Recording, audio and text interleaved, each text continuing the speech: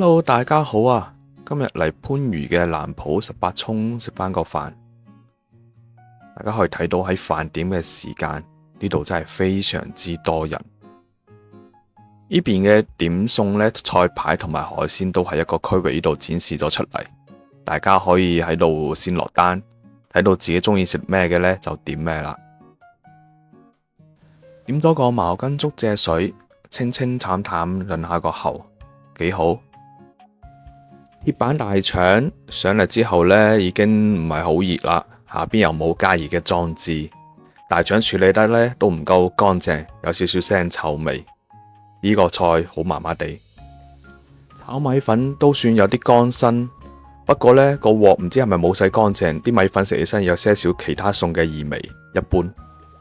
螺肉呢唔係成件原裝上嘅，係切好一嚿嚿上嚟嘅。